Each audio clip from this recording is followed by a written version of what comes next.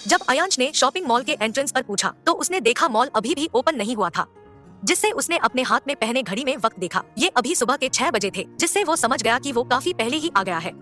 लेकिन एकांशी के उठने से पहले वो ये शॉपिंग खत्म कर लेना चाहता था, इसलिए उसने वहाँ खड़े वॉचमैन से कहा, मॉल के ओनर का नंबर मिल सकता है, मुझे कुछ अर्जेंट चाहिए मॉल से। इतने सुबह कस्टमर को मॉल पर आता देख वॉचमैन ने 1 मिनट तक अयांश को ऊपर से नीचे तक ऑब्जर्व किया और अपने सिर को नामे हिलाते हुए कहा, मॉल के खुलने का वक्त 10 बजे है, 10 बजे के बाद आना। वॉचमैन को मॉल ओपन और ओनर का नंबर देने से इनकार करता देख अयांश ने नाराजगी भरे एक्सप्रेशन से उसे घूरा और फिर कहा, मुझे इसी वक्त शॉपिंग करनी है, मैं हर एक चीज की डबल कीमत दूंगा। डबल कीमत की बात सुन वॉचमैन ने काफी देर तक कुछ सोचा और फिर अपने फोन को निकालकर उसने ओनर का नंबर डायल कर दिया और अयांश द्वारा कही सारी बातें ओनर को बताया, जिस पर ना जाने ओनर ने क्या कहा, लेकिन वॉचमैन ने मुस्कुराते हुए कॉल को कट कर दिया और अयांश की तरफ घूमकर आदरपूर्वक कहा, सर मैं मॉल ओपन कर देता हूँ, आप और आपकी गर्लफ्रेंड कुछ देर वीआईपी सिटिंग एरिया में बैठिए, अभी 15 मिनट में यहाँ मॉल के स्टाफ आ जाएंगे जो आपको शॉपिंग में हेल्प कर देंगे। ओके, अयांश ने उसके कहने पर रिस्पॉन्स दिया और दरवाजा के खुला देख उसके अंदर बढ़ गया। राजवी जो कि ये सब कुछ सुन रही थी, वो पहले से ज्यादा उलझ गई कि अयांश उसे शॉपिंग कराने के लिए इतना उतावला क्यों हो रहा था कि वो हर चीज का डबल दाम देने को तैयार था। हर बढ़ते कदम के साथ उसके दिमाग में अलग अलग ख्याल आते जा रहे थे। कभी उसे ऐसा लग रहा था कि अयांश उसके लिए इतना ओवरकाइंड हो रहा था और कभी वो एकांशी के बारे में सोचकर थोड़ा कंफ्यूज हो जा रही थी। लेकिन अयांश को अपने किसी सवाल पर रिएक्ट करता ना देखकर अब वो उससे कोई और सवाल भी नहीं पूछना चाहती थी, इसलिए वो वीआईपी गेस्ट रूम में चुपचाप बैठी अयांश के ठंडे रिएक्शन और उसे गहरी सोच में डूबा देखने लगी। उसका तनाव से भरा चेहरा देख वो समझ गई थी कि अयांश किसी चीज को लेकर काफी ज्यादा परेशान है। 15 मिनट के इंतजार के बाद आखिरकार एक सेल्स गर्ल वहां आई और अयांश की तरफ झुकते हुए बोली, सर आप किस तरह के कपड़े देखना और खरीदना चाहते हैं? सेल्स गर्ल के सवाल पर अयांश खामोश ही बना रहा, वो बिना किसी इमोशन के अपलक एक और देखे जा रहा था। ये ऐसा था जैसे वो उसकी बात सुन भी नहीं रहा था। तभी राजवी ने अयांश के कंधे पर हाथ रखते हुए उसे थोड़ा हिलाया और एक बार को उसका नाम पुकारा, अयांश। अपने ख्यालों से बाहर निकलते हुए अयांश ने अपने सिर को हल्का उठाकर उस सेल्स गर्ल को देखा और अगले ही पल खड़े होते हुए राजवी से बोला, जाओ और कुछ कपड़े और सैंडल चूज करो, लेकिन इसमें ज्यादा वक्त मत लगाना, मुझे मिसेस सेन से मिलने भी जाना है। ओके अयांश, कहते हुए राजवी तेजी से उठी और अपने मन की खुशी को अपने चेहरे से जाहिर करते हुए उस सेल्स गर्ल के साथ चली गई। बाहर जाते हुए सेल्स गर्ल ने मुस्कुराते हुए राजवी से पूछा, मैम किस तरह के कपड़े देखना चाहती है आप? आपके मॉल में जो सबसे यूनिक और फैशनेबल हो और लिमिटेड भी, राजवी ने कहा। ओके मैम, दिस वे, कहते हुए सेल्स गर्ल ने अपने बाएं हाथ को उठाकर एक और इशारा कर दिया, जिसे देखते हुए राजवी उस ओर ही चलने लगी। अचानक उसे कुछ खटका और वो रुककर सेल्स गर्ल से बोली, मैं अयांश। इतना कहते कहते वो रुक गई और अपने शब्दों को बदलते हुए कहना जारी रखा, मैं अपने हस्बैंड को बुला कर लाती हूँ, वो ही ड्रेस सेलेक्ट करने में मेरी मदद करेंगे। ओके मैम, मैं यही इंतजार करती हूँ, सेल्स गर्ल ने कहा। जिसे सुनने के बाद राजवी खुद को अयांश की पत्नी कहने पर इतराते हुए वहाँ से मुड़कर अयांश तक बढ़ाई। दरवाजे पर खड़े होने के बाद उसने अयांश को ये कहते हुए अपने साथ ड्रेस चूज करने के लिए मना लिया कि वो अकेले कुछ भी ढंग का नहीं चुन पाएगी। जब अयांश ने उसकी ये बात सुनी तो उसे एकाएक एकांशी का ख्याल आ गया। बैग मिसिंग हो जाने के बाद वो उसके लिए ही तो ड्रेस लेने आया था, ताकि जब वो सोकर उठे तो उसके पास कपड़े हो और वो अधिक बीमार ना पड़ सके। हालांकि वो आज तक कभी भी किसी लड़की के लिए शॉपिंग करने नहीं गया था और सच कहा जाए तो वो लड़कियों के लिए ड्रेस भी नहीं चुन सकता था। पिछली बार जब उसने राघव से कपड़े लाने को कहा था, तब राघव ने भी एकांशी के लिए उतने अच्छे कपड़े नहीं खरीदे थे, इसलिए उसने इस बार खुद ही रात में जागकर बंगलौर के सबसे अच्छे शॉपिंग मॉल के बारे में पता किया था और राजवी को अपने साथ लेकर आया था, ताकि वो अच्छे से अच्छा ड्रेस उसके लिए चूज कर सके। और अब वो उससे कह रही थी कि वो ड्रेस चूज करने में अच्छी नहीं है। उसके इस बात से अयांश थोड़ा असहज और चिड़चिड़ा सा हो गया, लेकिन एकांशी के बारे में सोचते हुए वो उसके साथ ड्रेस चुनने के लिए चला गया। लेकिन 1 घंटे तक कपड़ों का एक बड़ा सा ढेर देखने के बाद भी अयांश एक भी ड्रेस ना चुन सका, जिस पर सेल्स गर्ल और राजवी दोनों ही हार मानकर एक बगल बैठ गई।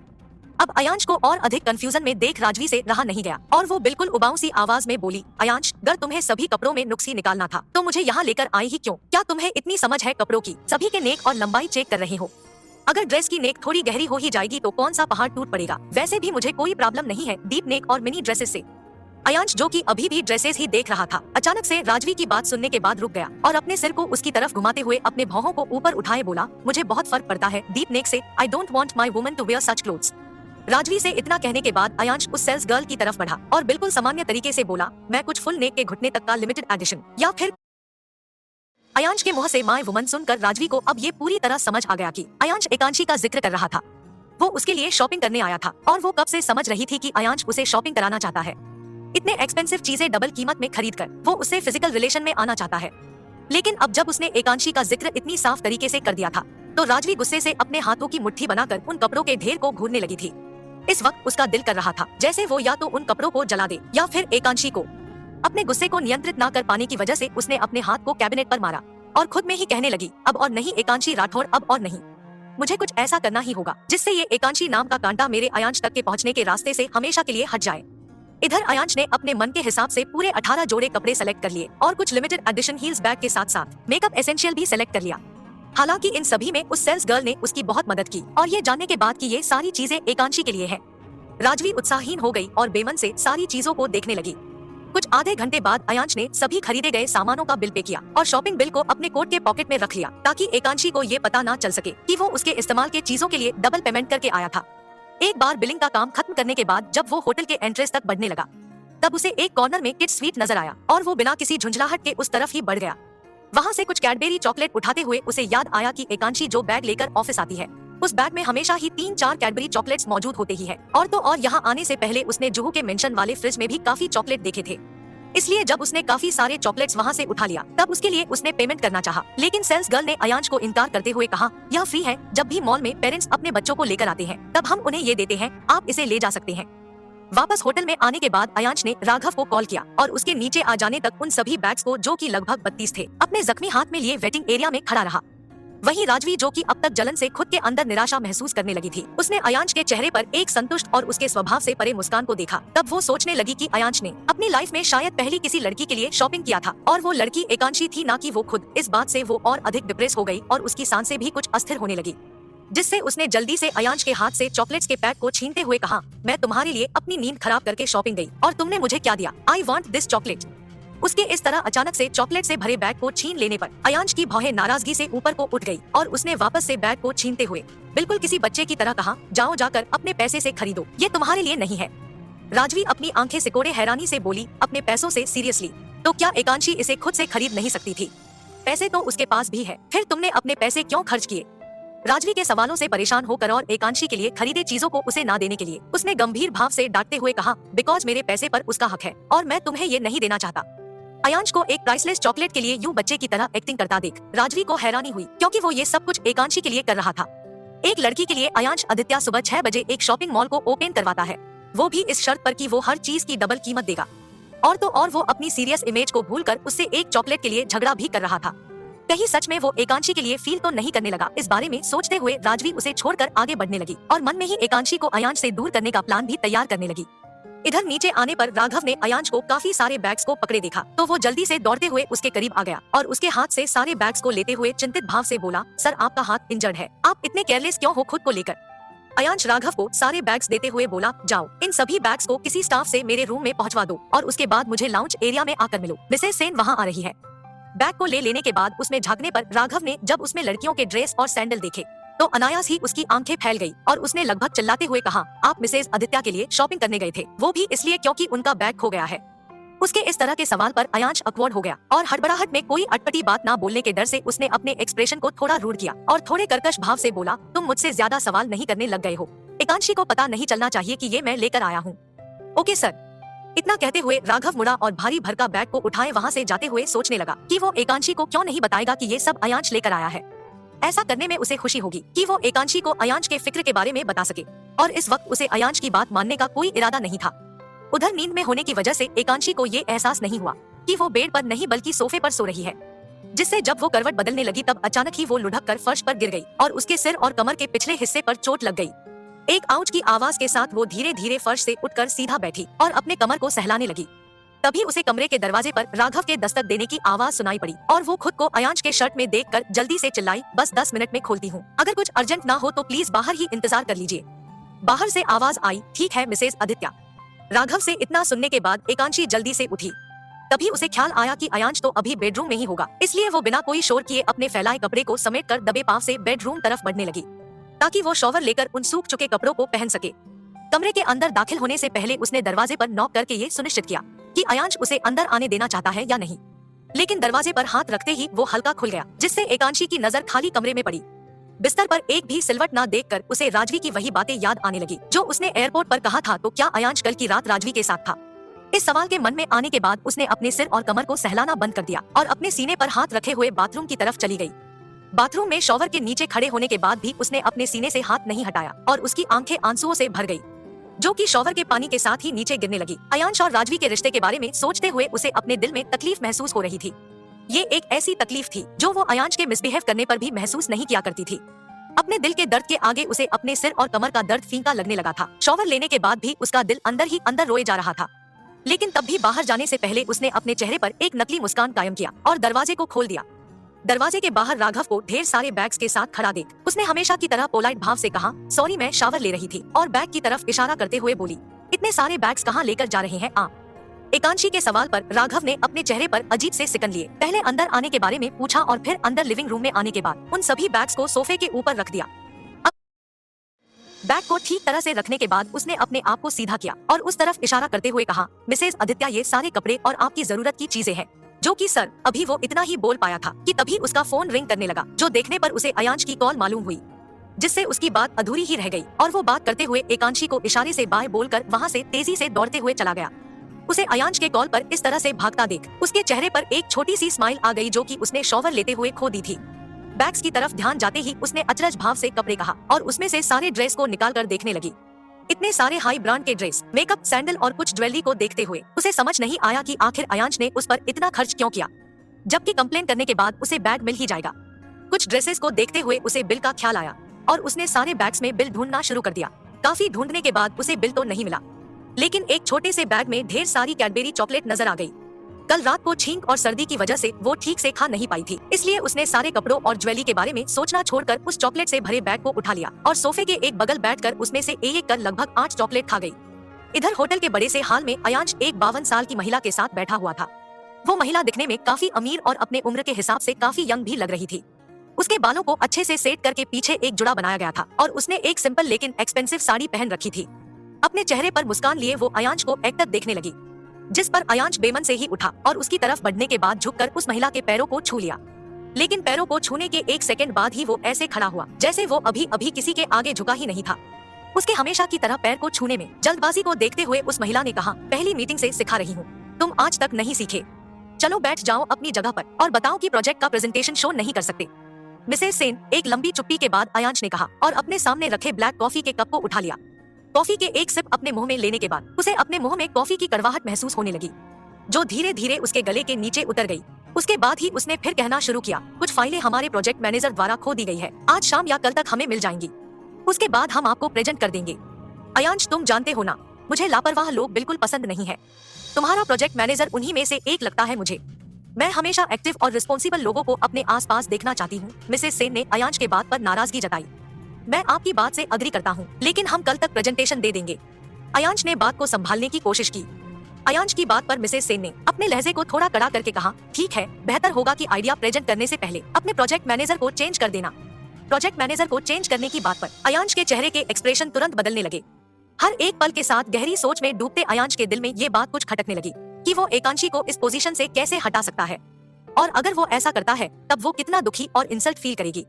जबकि यहाँ आने से पहले भी उसने कई बार इस प्रोजेक्ट से उसे दूर रखने की बात कही थी, और अब वो उसे अचानक उससे निकाल देता है तो वो इस गलतफहमी में पड़ जाएगी कि वो उसकी इंसल्ट करना चाहता था, इसलिए उसे अपने साथ लेकर यहाँ आया था। हालांकि उसका इंटेंशन ऐसा कुछ भी नहीं था और ना ही वो मिसेज सेन की ये कंडीशन मानने के मूड में दिखाई पड़ रहा था। काफी देर के बाद उसने मिसेज सेन को साफ इनकार करते हुए कहा, मैं आपकी इस कंडीशन को एक्सेप्ट नहीं करना चाहता। मेरी प्रोजेक्ट मैनेजर एक छोटी सी मिस्टेक के लिए इतना बड़ा सेक्रीफाइस पे नहीं करेगी। अयांश को अपने लगाए कंडीशन पर साफ इनकार करता देख मिसेज सेन के चेहरे पर गुस्से की जगह एक छोटी मुस्कान तैर गई और सोचने लगी कि आज पहली बार अयांश अपनी एम्प्लॉय की गलती को एक बड़ी मिस्टेक नहीं मान रहा, तो क्या वो एम्प्लॉय उसके लिए इस प्रोजेक्ट से भी ज्यादा मायने रखती है। सोचते हुए उन्होंने कहा, इस प्रोजेक्ट को और 1 साल के लिए रोकना चाहते हो? अगर आप मेरी मैनेजर को एक्सेप्ट नहीं करती तो हाँ, मैं इसके लिए और 1 साल रुक सकता हूँ। अयांश ने अपनी नजरों को मिसेज सेन से दूर करते हुए कहा, मैं तुम्हारी मैनेजर और जिसे भी तुम साथ लेकर आए हो उन सभी से मिलना चाहती हूँ इसी वक्त, तब मैं डिसाइड करूंगी कि क्या करना है। मिसेज सेन ने कहा, जिस पर अयांश राघव की तरफ मुड़ा और उससे कहा, कॉल हर और राजवी को भी नीचे बुला लेना। ओके सर, राघव ने कहा और अपने फोन को निकालकर एकांशी और राजवी दोनों को बारी बारी से कॉल लगा दिया। कॉल करने के लगभग 5 मिनट बाद राजवी और एकांशी दोनों एक साथ ही लाउंज एरिया की तरफ बढ़ती हुई दिखी। दोनों को देखकर ऐसा लग रहा था जैसे दोनों ही एक दूसरे से काफी नाराज थी और एक साथ चलना नहीं चाहती थी, लेकिन दोनों एक दूसरे के पीछे भी नहीं जाना चाहती थी, इसलिए दोनों ही एक साथ साथ चल रही थी। अयांश, जो कि ये सब कुछ देख रहा था, उसे एकांशी का राजवी को आगे ना जाने देने वाला मुकाबला मुस्कुराने पर मजबूर करने लगा और वो एक तक उसे ही निहारने लगा। कुछ 1 मिनट बाद ही उसने ये नोटिस किया कि एकांशी ने उसके लाए कपड़ों में से एक सेट भी नहीं पहना था, बल्कि वही पुरानी ड्रेस जो कल रात को भीग गई थी वही पहने हुए थी। अचानक से उसके दिल में दर्द से भरी एक अनजानी एहसास उमड़ गई। उसे ऐसा लगा जैसे एकांशी ने उसकी लाई ड्रेस ना पहनकर अपनी अस्वीकारता जाता रही हो। उसके चेहरे के एक्सप्रेशन को खुशी से दुख की ओर जाता देख मिसेस सेन ने भी उन दो लड़कियों एकांशी और राजवी की तरफ देखा और पहली नजर में ही एकांशी को पहचान लिया कि वो अयांश की वाइफ है, जिससे अगले ही पल अयांश का मूड बदलने की कोशिश करते हुए बोली, तो कौन है वो? अयांश ने अपनी आंखों को एकांशी से हटाकर मिसेस सेन पर टिकाते हुए सवालिया भाव से कहा, मैं कुछ समझा नहीं, आप मैनेजर की बात कर रही है? नहीं, तुम्हारी वाइफ की उन दो लड़कियों में से कौन है? ऐसा कहते हुए उन्होंने एकांशी और राजवी की तरफ इशारा किया और अपनी बात को कहना जारी रखा, वो लड़की जो स्ट्रॉन्ग दिख रही है पर है नाजुक, या वो जो नाजुक दिख रही है लेकिन है स्ट्रॉन्ग। अयांश ने एक नजर एकांशी को देखकर मिसेस सेन के सवाल का जवाब दिया, मुझे नहीं लगता कि वो इतनी ज्यादा नाजुक है, और आप कैसे कह सकती है कि वो स्ट्रॉन्ग है या नहीं? मिसेस सेन उसे अच्छे से पहचानने के बाद भी मुस्कुराते हुए एकांशी की तरफ इशारा करते हुए बोली, तुम्हारे साथ 3 महीने गुजार दिए उसने, क्या ये बड़ी बात नहीं है? खैर, क्या वो सफेद कपड़ों वाली लड़की? एकांशी आदित्य कहते हुए अयांश ने अपने सिर को हाँ में हिलाया और अपनी बात को पूरा किया, मैं जानता हूँ कि वो स्ट्रॉन्ग है और मुझे नहीं लगता कि हमें किसी इंसान के हदों को टेस्ट करना चाहिए, क्या पता वो कब टूट जाए। औरतें जिंदगी के कई पड़ाव पर तुम्हारी सोच से ज्यादा स्ट्रॉन्ग होती है, खास तौर से जब वो किसी से प्यार करती है।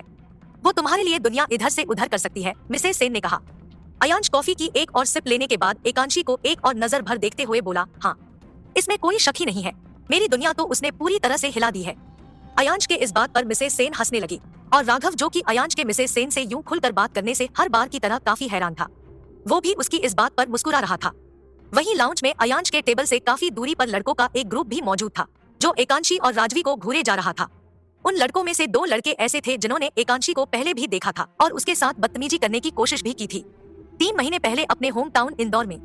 एकांशी को देखते ही उन लड़कों में से एक, जो काफी गुस्सा हो चुका था, उसने अपने साथियों से कहा, देख, वही लड़की है ना वो, जिसकी वजह से हमें इतने लोगों के सामने बेइज्जत होना पड़ा था कैफे में। दूसरा लड़का, जो अभी भी एकांशी के फिगर को घूर रहा था, अपनी आंखों को उससे हटाने के लिए मजबूर करते हुए कहा, लड़की तो वही है, लेकिन उस दिन से ज्यादा बड़ी लग रही है। उस दिन मैंने पूरा इंदौर छान मारा था, लेकिन ना जाने ये कहाँ गायब हो गई थी। आज पता चला ड्रीम क्वीन एकांशी बंगलौर में हमारे जैसे कुल लड़कों के इंतजार में बैठी है। इतना कहने के बाद उस लड़के ने टेबल पर रखे बियर के बोलर को उठाकर अपने मुंह से लगाया और एकांशी को टकटकी बांधे देखते हुए एक खुद भी उठाते हुए एक बार फिर बोला, चल धर लेते हैं साली को, सारी इंसल्ट का बदला लेंगे आज रात में। पहले लड़के ने जब अपने दोस्त को इमोशन में बहता हुआ देखा तो उसके हाथ को पकड़कर वापस से चेयर पर बैठा दिया और अपने सभी दोस्तों को अपने करीब झुकाते हुए बोला, नहीं, इस बार हम जल्दबाजी में गलती नहीं करेंगे, सब कुछ प्लान करके उसके बाद लड़की और उसकी दोस्त को अपने अड्डे पर ले चलेंगे। एकांशी और राजवी के टेबल तक आ जाने के बाद मिसेस सेन अपनी जगह से खड़ी हुई और एकांशी के चेहरे को अपने हाथ में भरते हुए ऊपर से नीचे तक देखने लगी। उनके इस तरह देखने से एकांशी के एक्सप्रेशन थोड़े उलझे हुए दिखाई देने लगे और वो भी उन्हें ध्यान से देखते हुए सोचने लगी कि आखिर वो कौन औरत थी और वो उसे इतने करीब से क्यों देख रही थी। एक लम्हे के बाद ही जैसे उसे अपने क्लाइंट और प्रोजेक्ट की याद आ गई और वो उनसे जल्दी से पूछने लगी, आप ही हमारी क्लाइंट है? एकांशी के सवाल पर मिसेस सेन ने हामी में अपने सिर को हिला दिया और अयांश की तरफ देखते हुए बोली, न्यूज में देखा था, लेकिन रियलिटी में ज्यादा खूबसूरत लगती है, और फिर आंखें दिखाकर बोली, उठो और अपनी पत्नी के लिए चेयर खींचो। चेयर खींचने की बात सुनकर एकांशी तेजी से अपने सिर को हल्का मोड़कर अयांश को देखने लगी। अयांश को एक नजर देखने मात्र से ही उसके दिमाग में बिना सिलवट की बेट और राजवी की बातें कौंध गई। कहीं ना कहीं उसे अयांश की आज तक की कई सारी बातों का मतलब अब समझ आने लगा था। शादी के बाद उसे अपनी पत्नी का दर्जा ना देना, उसके साथ रूड बिहेव करना, उसके सामने आने से नाराज होना और तो और एक साथ एक ही घर में न रहना, ये सब कुछ बस इसलिए था क्योंकि वो उसके साथ एक रात बिना होश के सो गया था, जिसका ब्लेम वो हमेशा उसके ऊपर ही डालता था। और उस एक रात की वजह से उसे अपने प्यार राजवी से दूर होकर उससे शादी करना पड़ा था। सोचते हुए उसका दिल भर आया, लेकिन खुद को रोने से रोकते हुए उसने अपने मन को कहा और भटकाते हुए मिसेज से कहा, मैं खुद चेयर खींच लूंगी, ये एक बड़ा काम नहीं है। ऐसा कहते हुए वो चेयर को खींचने के लिए मुड़ी, तब जाकर उसकी नजर अयांश पर पड़ी, जो कि बिल्कुल उसके बगल में खड़ा चेयर खींचने के लिए अपने हाथ को बढ़ा रहा था। अयांश को यूं आसानी से मिसेस सेन की बात मानते और अपने लिए चेयर खींचते देख उसकी धड़कने एक पल को रुक सी गई और वो अयांश के आंखों में ही देखने लगी। वहीं जब अयांश ने एकांशी को मना करते सुना तो अनायास ही उसके हाथ चेयर को बिना खींचे ही पीछे की तरफ हो गए और वो उसकी तरफ ठंडी निगाह से देखते हुए वापस अपने चेयर पर बैठ गया। 1 मिनट तक एकांशी को यूं ही देखते रहने के बाद उसने बड़े ही कड़वाहट भरे लहजे में कहा, वो सही है, चेयर खींचना बड़ा काम नहीं है। इधर राजवी, जो कि मिसेस सेन से मिलने में बिजी हो गई थी, उसे ये खबर नहीं हुई कि अयांश एकांशी के लिए चेयर खींचने उठा था। लेकिन जब उसने उसे ये कहते सुना कि चेयर खींचना बड़ा काम नहीं है, तब उससे एकांशी की तरफ देख मुस्कुराने से रुका नहीं गया। उसकी मुस्कान में उपहास और घमंड दोनों साफ झलक रहा था, जिसे पूरी तरह से इग्नोर करते हुए एकांशी चेयर पर बैठ गई। खुद को चेयर पर कंफर्टेबल कर लेने के बाद एकांशी ने अपने मन से सभी बातों को निकाला और मिसेस सेन की तरफ देख बोली, मैं आपसे सॉरी कहना चाहती थी, मेरी वजह से आपको प्रेजेंटेशन नहीं दे पाएंगे इस वक्त। मिसेस सेन मुस्कुराते हुए बोली, तो आप ही प्रोजेक्ट मैनेजर है, पहली बार आपसे मिल रही हूँ, इसलिए इस बार के लिए कोई बात नहीं, लेकिन अगर कंपनी की मालकिन ही मिस्टेक करे तो कंपनी बैंकक्रप्ट हो जाएगी। आई एम सो सॉरी, एकांशी अपने सिर को झुकाए गिल्ट और शर्म से बोली। अयांश जो कि ठीक एकांशी के सामने वाली सीट पर बैठा था, उसने अपनी आंखें उठाई और एकांशी को ही देखने लगा। वो उदास मन से बैठी हुई थी, लगातार यही कोशिश करती हुई कि वो खुद को सामान्य दिखा सके, लेकिन उसके जुड़े हाथ इस वक्त कुछ और ही बयां कर रहे थे।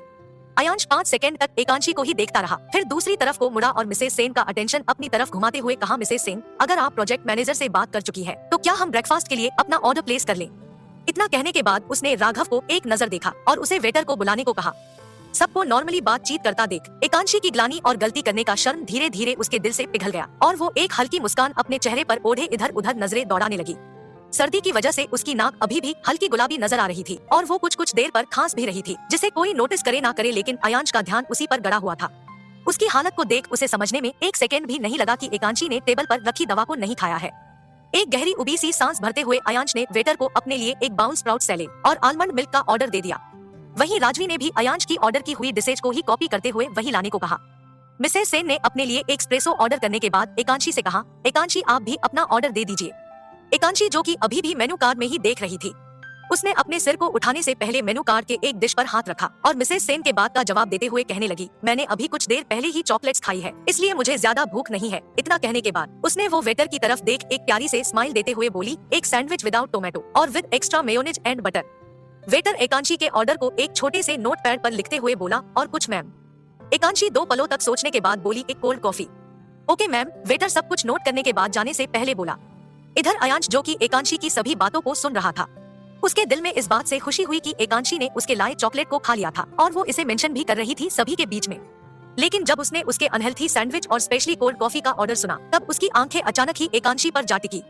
सर्दी होने के बावजूद वो कोल्ड कॉफी का ऑर्डर दे रही थी। क्या वो जानबूझकर बीमार होना चाहती है और उस रात में किए अपने हेल्प का बदला उससे लेना चाहती है? काफी देर तक वहाँ से निकलने का प्लान सोचते रहने के बाद अयांश अपने चेयर से उठता है और सबको ये एक्सक्यूज देते हुए वहाँ से आगे बढ़ जाता है कि उसे कंपनी में कॉल करना है। वहाँ से उठने के बाद वो तेजी से रेस्टोरेंट किचन तरफ बढ़ता है और वहाँ खड़े होकर उसी वेटर को तलाशने लगता है। तभी उसे वो वेटर उनका किया हुआ ऑर्डर ही लेकर बाहर निकलता हुआ दिखता है, जिससे वो बिना देरी के अपने कदमों को तेजी से बढ़ता है और उस वेटर के सामने खड़े होकर एक ठंडा लुक देता है। यस सर, वेटर सवालिया नजरों से देखते हुए कहता है। टेबल नंबर 17 के ऑर्डर में मुझे कुछ चेंजेस करवाने हैं। ये कहते हुए अयांश अपने इन नए नए हरकतों पर खुद ही शर्मिंदा होता है। आप क्या चेंज करवाना चाहते हैं सर? वेटर स्ट्रेट भाव से पूछता है। कोल्ड कॉफी और सैंडविच की जगह आप कैरेट्स जिंजर सूप ले आइएगा। ऐसा कहते हुए अयांश ने इस जिंजर सूप का टेस्ट याद किया और अगले ही पल उस वेटर को एक नजर और देखते हुए कहा, और एक हॉट चॉकलेट भी। ओके सर, 10 मिनट और लगेंगे। अयांश की सारी बात सुनने के बाद वेटर ने सहजता से कहा और मुड़कर जाने लगा। तभी अयांश ने एक बार फिर उसे रोकते हुए कहा, ये जो डिशेज मैंने अभी बताई है वो टेबल नंबर 17 के सफेद ड्रेस वाली लड़की को सर्व कीजिएगा और पक्का कीजिएगा कि वो ये दोनों डिशेज खा ले। अगर वो पूरा खाती है तो मैं आपको इसके लिए पे करूंगा, बशर्ते अगर आप मेरा नाम नहीं लेते। वेटर को सब कुछ क्लियरली समझा लेने के बाद अयांश वापस अपने टेबल तक आ गया और चेयर पर बैठने लगा। तभी राघव जो कि उसके पीछे कब से खड़ा था, उसने अयांश का फोन सबकी नजरों से बचाते हुए उसकी तरफ बढ़ा दिया और अपने सिर को उसके कंधे तक लाते हुए मजाकिया भाव से कहा, अगर मैं आपका फोन टेबल से ना उठाता तो आप अपने प्लान में पकड़े जाते। क्या होगा कहानी में आगे जानने के लिए सुने राघव से फोन वापस लेते हुए अयांश नाराजगी से उसकी तरफ घूरने लगा। हालांकि उसके इस नाराजगी के भाव में असहजता और एक अजीब सी घबराहट राघव की नजरों से बच नहीं सकी थी। मुस्कुराते हुए राघव वापस से सीधा खड़ा हो गया, जिसके कुछ ही देर बाद वेटर द्वारा खाने को सर्व कर दिया गया। जब एकांशी ने अपने लिए कैरेट जिंजर सूप और हॉट चॉकलेट सर्व होता देखा तो वेटर को उसकी मिस्टेक बताते हुए बोली, मैंने ये ऑर्डर नहीं किया था, शायद आप किसी और टेबल के डिशेज को यहाँ सर्व कर रहे हैं। एकांशी के टोकने पर वेटर ने आगे से मुस्कुराते हुए जवाब दिया, नो मैम, ये आप ही के लिए है, लेकिन मैंने ये ऑर्डर नहीं दिया था, आप प्लीज एक बार चेक कीजिए। एकांशी ने कहा, हमें पता है मैम, आपने ये ऑर्डर नहीं किया, लेकिन अभी आपको यही खाना होगा। जिंजर सूप कहते हुए एकांशी ने अपने सामने सर्व बॉल को देखा और एक अजीब कड़वाहट को याद करते हुए वेटर से वापस से कहने लगी, मुझे इसका टेस्ट नहीं पसंद, अगर आप सैंडविच नहीं लाना चाहते तो मैं दूसरी डिश ऑर्डर कर सकती हूँ। एकांशी की बात सुनने के बाद वेटर ने अपने सिर को अयांश की तरफ उठाकर उसे एक उलझी निगाह से देखा, जिस पर अयांश ने कोई रिएक्शन नहीं दिया। वो इस तरह बैठा हुआ था जैसे उसने कभी उस वेटर से कुछ भी नहीं कहा था। अयांश, वेटर और डिशेज चेंज होने के बीच के मामले को समझते हुए राघव ने बात को संभाला और एकांशी की तरफ बढ़कर सधी से आवाज में कहा, मिसेस आदित्य, यहाँ रेस्टोरेंट में एक अनलकी गेम पीरियड चालू है, हम आपको बताना भूल गए। किस तरह का गेम? एकांशी और राजवी दोनों ही राघव से पूछने लगी। वहीं अयांश भी अपनी भौहों को सिकोड़े राघव की बात को ध्यान से सुनने लगा। जो कि कह रहा था वो रेस्टोरेंट में जो लड़की या लड़का सफेद कपड़ों में पहले एंटर होता है उसे होटल मैनेजमेंट की तरफ से कोई ना कोई डिश दी जाती है और अगर वो सर्व किया हुआ डिश नहीं खाता तो पनिशमेंट के तौर पर उसे लगभग 1 घंटे तक बिना रुके जूठे बर्तन धोने होते हैं। और आज की अनलकी कस्टमर आप है शायद, क्योंकि यहाँ और कोई भी सफेद ड्रेस में नहीं है। क्या? एकांशी ने राघव की बात पर चौंकते हुए कहा। तभी राघव फिर से बोला, एक और बात, अगर आप सर्व किया हुआ डिश 10 मिनट में खत्म नहीं करती तो आपको यहाँ की सफाई भी करना पड़ सकता है। वेटर जो कि उनकी सारी बातचीत को सुन रहा था उसने भी राघव का साथ देते हुए कहा, यस मैम, यही स्कीम चालू है यहाँ। डिसाइड आपको करना है कि आप खाना चाहती है या काम करना चाहती है। ठीक है, मैं खा रही हूँ। एकांशी एक गहरी सांस भरते हुए डिश को काफी देर तक घूरने के बाद बोली और धीरे से चम्मच को उठा लिया। राघव के प्लान को सक्सेस होता देख अयांश अपनी जगह से उठा और मिसेस सेन को अपने साथ लिए हुए बाहर जाने से पहले राघव की तरफ एकांशी के पास रुकने का इशारा कर दिया। वहीं कुछ ही देर में राजवी ने अपना नाश्ता खत्म किया और अपने चेयर से उठते हुए एकांशी से बोली, एकांशी, सुबह से मैं सोच रही थी कि तुम बहुत लकी हो। फिर सूप की तरफ इशारा करके बोली, लेकिन अब मुझे पता चला कि तुम तो अनलकी। एंजॉय करो अपने कड़वे स्वाद को। इतना कहने के बाद वो मुस्कुराते हुए वहाँ से आगे बढ़ गई। सभी के चले जाने के बाद राघव एकांशी के सामने की कुर्सी की तरफ इशारा करते हुए बोला, मिसेस आदित्य, क्या मैं यहाँ बैठ जाऊँ? ऑफ कोर्स प्लीज, एकांशी ने जल्दबाजी में कहा। कुर्सी को खींचते हुए बैठ जाने के बाद राघव ने अयांश की शॉपिंग वाली बात के बारे में बताने से पहले काफी देर तक इस पर विचार किया और फिर धीरे धीरे अपने होठों को खोलते हुए बोला, मिसेस आदित्य, मुझे आपको कुछ बताना था। हाँ, मैं सुन रही हूँ, सूप को अपने मुंह में डालते हुए एकांशी बिना ध्यान के ही बोली। वो सुबह जो ड्रेस मैं आपके लिए, इतना कहते कहते वो रुक गया क्योंकि अचानक उसकी नजर एकांशी के पीछे खड़े अयांश पर पड़ गई। कितनी तेजी में अयांश वहाँ आया था वो ये गेस भी नहीं कर सकता था। उसके चेहरे पर देखते हुए राघव ने अपने सभी बातों को अपने अंदर ही दबा लिया और एकांशी को दूसरी बातों में उलझाते हुए कहने लगा, मैंने कंप्लेन कर दिया है, आपका बैग जल्दी मिल जाएगा। मुझे लगता है आज शाम तक तो डेफिनेटली ही मिल जाएगा। ओके। एकांशी उसकी बात को सुनने के बाद इतना ही बोल पाई थी कि तभी उसे अयांश की वही जानी पहचानी सी स्ट्रॉ परफ्यूम की खुशबू आने लगी, जिससे वो जान गई कि अयांश उसके पीछे खड़ा शायद उसे ही घूर रहा है। इसलिए बिना मुड़े ही वो तेजी से अपने सूप को खत्म करने लगी ताकि वो उठकर अयांश से दूर कमरे में भाग सके। अयांश उसके पीछे खड़ा एकांशी के घबराहट और राघव के असली बात बताने के मकसद को कहीं ना कहीं समझ गया, जिससे उसने कर्कश से आवाज में राघव से कहा, मेरे पीछे आओ। अयांश और राघव को अपने आप से दूर जाता देख एकांशी ने राहत की सांस भरी और सूप को खत्म कर लेने के बाद हॉट चॉकलेट भी पी गई। वहाँ से उठने से पहले वो अपने सामने रखे टिश्यू पेपर से अपने मुंह को साफ भी करने लगी। इधर अयांश बिना रुके ही होटल के बाहर चलता जा रहा था और राघव उसकी स्पीड को फॉलो करते हुए चल रहा था। अयांश के गुस्से के बारे में सोचते उसके दिल की धड़कनें बढ़ गई थी, जो कि वो किसी भी तरह नियंत्रण में रखने के काबिल नहीं था। मन ही मन वो इस सिचुएशन से निकलने और किसी को अपनी मदद के लिए आने का विश करने लगा। तभी एंट्रेंस से आती हुई एक लड़की कृति सेन, जो कि हल्की गुलाबी वेस्टर्न ड्रेस में थी, वो अपने चेहरे पर मुस्कान लिए हुए अयांश की तरफ दौड़ी और उसके अगले ही पल एक धक्के के साथ अयांश के गले लग गई। दिखने में कृति सेन, जो कि मिसेस सेन की बेटी और अयांश की एक बहुत अच्छी दोस्त भी थी, उसने मॉडलिंग और फिल्म इंडस्ट्री में काफी शोहरत हासिल कर ली थी। दोनों की दोस्ती काफी पुरानी थी। 12वीं में जब अयांश अपने पॉकेट मनी को किसी जरूरत में खत्म कर दिया करता था, तब नेक्स्ट मंथ तक कृति ही उसके कैंटीन का फीस दिया करती थी। वो भी इस कंडीशन पर कि अयांश उसे मैथ कर फिजिक्स का ट्यूशन दिया करेगा, क्योंकि उस वक्त यही 2 सब्जेक्ट थे जिसमें अयांश पूरे कॉलेज में टॉप किया करता था और कृति उनमें फेल हो जाया करती थी। अपने इस लेन देन की कंडीशन में कब दोनों के बीच गहरी दोस्ती हो गई, उन दोनों को भी इसकी खबर नहीं लगी। उन दिनों में वो हमेशा अयांश के साथ ही घूमती थी, जिसे देख कॉलेज की सभी लड़कियां उससे काफी जलती भी थी। 12वीं का एग्जाम देने तक तो कॉलेज में ये बात हवा की तरह चलने लगी कि अयांश और कृति इतने छोटे से उम्र में एक दूसरे को डेट कर रहे हैं, जिस पर अयांश या कृति ने कोई कमेंट नहीं किया था। हालांकि एग्जाम के बाद अयांश अपनी हायर स्टडी के लिए अब्रॉड चला गया था और कृति अपने डैड के मौत के बाद अपनी मॉम के साथ बंगलौर शिफ्ट हो गई। उसके बाद से दोनों कभी कभी फोन के थ्रू बात करते थे, लेकिन कुछ सालों के बाद वो भी बंद हो गई थी।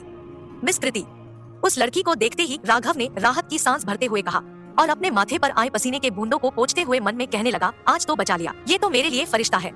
अयांश के गले से लगने के बाद कृति ने अपने हमेशा की तरह जॉली नेचर के साथ उसके सिर पर हाथ रखा और उसे पूरी तरह से बिगाड़ते हुए बोली, 1 साल में एक बार देखने को मिलता है। आखिर ये अयांश आदित्य अपनी हॉटनेस कितनी लड़कियों से छुपाना चाहता है? तुम अचानक इस तरह बंगलौर में दिख कर तो मेरी जान ही निकाल दोगे। इतना कहने के बाद उसने अयांश के कोट कॉलर को पकड़कर अपने करीब खींचा और उसे सूंघकर काफी देर तक सोचने के बाद बोली, तुमने कौन सा परफ्यूम लगाया हुआ है? अयांश, जो कि हाई स्कूल से लेकर अब तक उसकी इन हरकतों से इरिटेट हो जाता था, आज भी उसकी ऐसी हरकत को देखते हुए उसने उसके हाथों को पकड़ा और नीचे करते हुए कहने लगा, इतने साल बाद मिलके अच्छा लगा, लेकिन इंडिया कब आई? तुम तो इंडिया नहीं आने वाली थी। मैंने सोचा अपनी खूबसूरती और हॉटनेस कब तक फॉरेनर्स पर बर्बाद करूं। इंडिया के हॉटेस्ट लड़के भी तो मेरा इंतजार कर रहे हैं।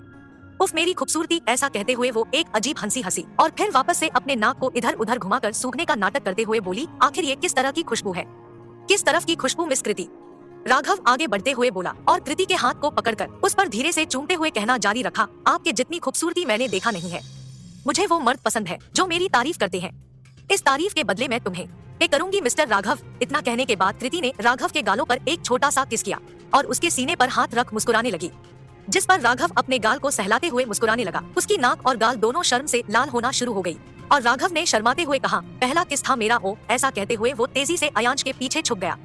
दोनों को एक दूसरे से फ्लर्ट करते और अजीब तरीके से मिलता देख अयांश बिना कुछ भी कहे वहाँ से आगे बढ़ने लगा, जिस पर कृति उसे रोकती है और कहती है, तुम दोनों के पास से किसी तरह की खुशबू आ रही है। आखिर तुम दोनों में से कौन इश्क में है? Cut the Krebs. अयांश अपने हाथ को कृति से छुड़ाते हुए बोला और होटल के एंट्रेंस से बाहर निकलकर खड़ा हो गया। अगले ही पल उसने अपने फोन को पॉकेट से निकाला और नक्श के पास कॉल मिला दिया। एक दो रिंग के बाद ही उसे नक्श की आलस और नींद से भरी आवाज आई, जिस पर अयांश लगभग गुस्से से बिफरते हुए बोला, तुम अब तक सो रहे हो? ये सुबह के 10 बज रहे हैं। ऑफिस में कौन है? आज मीटिंग है तुम्हारी। आरोही ने इन्फॉर्म नहीं किया तुम्हें? रिलैक्स भाई, मैं ऑफिस में ही हूँ। मीटिंग खत्म भी हो गई और प्रोजेक्ट को हैंडल करने के लिए इंजीनियर्स भी सेलेक्ट कर लिए हैं मैंने। आप चिल्लाना बंद करो। वो तो काम नहीं था तो मैं आपके केबिन में लगे लंबे सॉफ्ट से सोफे पर क्यूट सी झपकी लेने लगा। फोन की दूसरी तरफ से उबासी लेते हुए नक्श ने कहा, तुम मेरे सोफे पर क्यों बैठे हो? उठो वहाँ से और जाओ जाकर काम को देखो। तुम्हें साइट पर भी जाना है। आरोही के साथ जाकर जगह को विजिट करो और पता करो कि जहाँ वो एम्यूजमेंट पार्क बनाना है वहाँ की मिट्टी कैसी है।